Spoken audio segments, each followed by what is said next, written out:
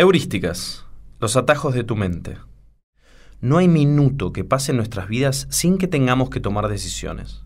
Desde decisiones simples, tales como elegir lo que vamos a comer o si salir con paraguas cuando está nublado, hasta decisiones mucho más complejas como la compra de una casa o con quién nos vamos a casar.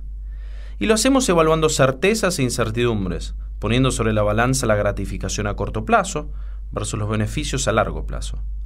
Pueden ser acertadas o no, pero por más simples que sean, la mayoría de las decisiones contemplan la posibilidad de que algo ocurra. Y la probabilidad de que eso ocurra es incierta. ¿Lloverá esta tarde? ¿Qué le gustará comer a mi pareja esta noche? ¿Pollo o pescado? ¿Cuál es la probabilidad de que se incendie mi casa y me convenga tener un seguro de incendio? Los problemas que enfrentamos en la vida muchas veces son muy complejos. Es difícil analizar objetivamente todos los atributos, variables y posibles resultados de una decisión. A veces tampoco contamos con el tiempo suficiente para determinar cuál es la mejor alternativa. Por suerte, nuestro cerebro está diseñado naturalmente para reducir dicha complejidad utilizando ciertos atajos, llamados heurísticas. ¿Qué son las heurísticas? Son caminos alternativos, más cortos, que utiliza nuestra mente para tomar decisiones de manera más eficiente y frecuentemente con resultados satisfactorios. Aunque muchas veces también pueden sesgar nuestra decisión y llevarnos a cometer errores. Veamos juntos los 3 principios heurísticos que más se investigaron: representatividad, disponibilidad, ajuste y anclaje. Comencemos con representatividad. Este principio tiene que ver con la tendencia que tenemos a asignar mayores probabilidades a aquellos eventos que son más representativos en nuestra mente. Por ejemplo, pensá en una Ferrari. ¿Es roja? Pensá en una azafata. ¿Te la imaginás joven y atractiva? Pensá en París. ¿Qué ves? ¿La Torre Eiffel? ¿Y si te digo, Pedro es tímido e introvertido, colaborador pero poco sociable, ordenado y muy detallista? ¿Cuál es la probabilidad de que Pedro sea granjero, piloto de avión o bibliotecario? Seguramente tu primera intuición sea que Pedro es un bibliotecario, justamente porque resulta más acorde a la descripción. Sin embargo, es más probable que Pedro sea granjero, simplemente porque hay muchos más granjeros, incluso introvertidos. Por lo tanto, este principio heurístico puede llevarnos a cometer este tipo de errores, ya que el hecho de que Pedro sea introvertido no implica que es más probable que sea bibliotecario antes que granjero o piloto. Vayamos ahora al principio de disponibilidad. Es muy común que los seres humanos pensemos que un evento es más probable cuanto más fácil sea recordar dicho evento o circunstancias similares. Simplemente está más disponible o accesible en nuestro cerebro. Veamos el siguiente ejemplo. ¿Qué te parece más probable? ¿Morir por un ataque de tiburón o por las partes que caen de un avión? En general, la gente suele creer que los ataques de tiburón son mucho más frecuentes, aunque en realidad la probabilidad de morir golpeado por partes de un avión es 30 veces mayor. ¿Y por qué pasa? Es muy simple, los ataques de tiburón son más fáciles de recordar, porque son más espectaculares y aparecen con mayor frecuencia en los diarios y otros medios de comunicación. ¿O acaso no te da más miedo volar en avión que andar en auto?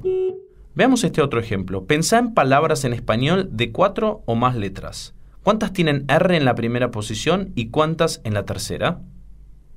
Si pensaste que había más palabras con R en la primera posición, fuiste víctima del principio de disponibilidad. ¿Por qué? Porque hay muchas más palabras en español que tienen la R en la tercera posición. ¿Y por qué nos pasa? Sencillamente porque, al igual que el diccionario, nuestro cerebro busca palabras de manera lexicográfica, pensando en la primera letra y no en la tercera. Con lo cual suelen estar más accesibles las palabras que empiezan con R, rama, risa, remo, ruta, que las palabras que tienen la R en la tercera posición, cara, muro, cera, toro. Por último, tenemos el principio heurístico de ajuste y anclaje. Es sumamente útil y generalmente utilizado cuando realizamos estimaciones a partir de un valor conocido, que luego vamos ajustando. El problema es que ese valor puede terminar siendo un ancla difícil de ajustar. ¿Pensás que en la cumbre del Everest el agua hierve a una temperatura mayor o menor que 10 grados centígrados? ¿A qué temperatura dirías que hierve el agua en la cumbre del Everest? La respuesta correcta es 69 grados. Sí, ya sé, no tenías ni idea de la respuesta exacta e intentaste pensar en un número que te resultara coherente. No te preocupes, así razona la mayoría de las personas frente a este tipo de pregunta. Pero de lo que seguramente no seas consciente es del efecto que tuvo en tu respuesta el número que incluimos en la primera pregunta, 10 grados centígrados. Ese número es lo que llamamos el ancla, y nuestra respuesta suele ajustarse a partir de ese valor, solo que no ajustamos todo lo necesario. ¿Te imaginas cómo podría variar tu respuesta si en lugar de 10 grados centígrados el número hubiera sido 260 grados centígrados? ¿Sería la misma? Te apuesto que no. Este experimento se realizó varias veces y de diferentes maneras, y resultó que en el primer caso, cuando el ancla estaba en 10 grados centígrados, los participantes respondían a una temperatura media de 57, mientras que en el segundo caso, con un ancla de 260 grados centígrados, respondían a una temperatura media de 135. ¿Sorprendido? En ambos casos las estimaciones se ajustaron en la dirección correcta, pero condicionados por el ancla, no lo suficiente. Finalmente veamos este último ejemplo para ver cuánto impacto tiene este principio en nuestras decisiones. Pensemos en el siguiente listado de artículos de bazar: una cafetera de filtro, una tabla de picar, una sartén de teflón. Ahora imagínate un número al azar de 2 dígitos. Supongamos que ese número es 79. ¿Podrías escribir ese número al lado de cada producto? Ahora agregale el signo dólares. Pregunta: ¿cuánto estás dispuesto a pagar por cada uno de estos productos? ¿Y si el número al azar hubiera sido 22, habría cambiado tu respuesta? Este experimento se realizó con alumnos del MIT en Estados Unidos utilizando los 2 últimos dígitos de sus pasaportes, y los resultados son sorprendentemente interesantes. Aunque te cueste creerlo, cuanto mayores eran los 2 últimos dígitos, mayor era la cantidad que estaban dispuestos a pagar por cada producto. Ahora que ya recorrimos uno a uno estos 3 principios: representatividad, disponibilidad y ajuste y anclaje, junto con sus respectivos sesgos, la pregunta es: ¿cometés estos errores? ¿Con qué frecuencia? Creer que un vino caro o de etiqueta sofisticada es un producto de alta calidad. Comprar esos zapatos porque el descuento es muy tentador. ¿Será siempre un buen atajo? Comprar todas las semanas el mismo jabón porque ya lo conocemos y no queremos perder tiempo. Elegir ese restaurante porque al estar más lleno debe ser mejor. O evitar al médico más joven porque no debe saber lo suficiente.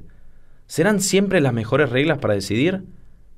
Tal vez sea conveniente repensar alguna de nuestras decisiones, al menos de vez en cuando, porque aunque simplificarlas y automatizarlas es sumamente necesario y eficiente, también puede ser bastante arriesgado. ¿No te parece?